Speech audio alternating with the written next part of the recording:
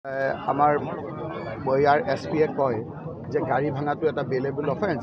আমি তেখেতসকলক মাতি আনি পেলাই আকৌ আমাৰ ষ্টেটমেণ্ট লৈ পেলাই ৰিলিজ কৰিছোঁ।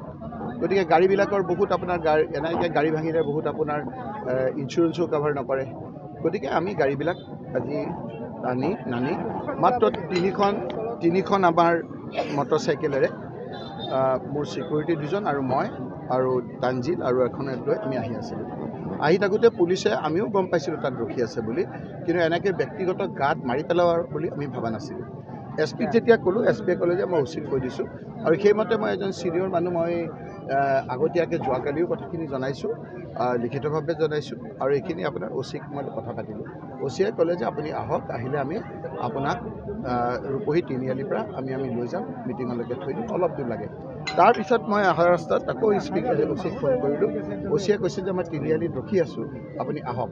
মই তিনিআলিত আহি যেতিয়া মই মটৰচাইকেল দুখনত উঠি, এখনত উঠি আৰু দুজনত মোৰ চিকিউৰিটি উঠি মই যেতিয়া আহি আছিলোঁ, তেতিয়া দেখিলোঁ যে অচি তাত নাই। অচিক আকৌ ফোন কৰোঁতে ক'লে যে মই কলেজৰ ওচৰত ৰখি আছিলোঁ।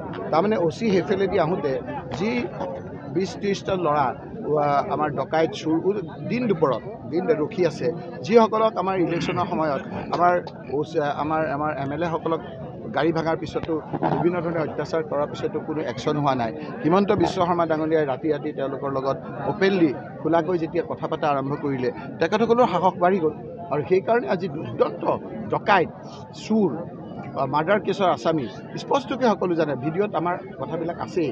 মোক তেওঁলোকে ব্যক্তিগতভাৱে তাত আক্ৰমণ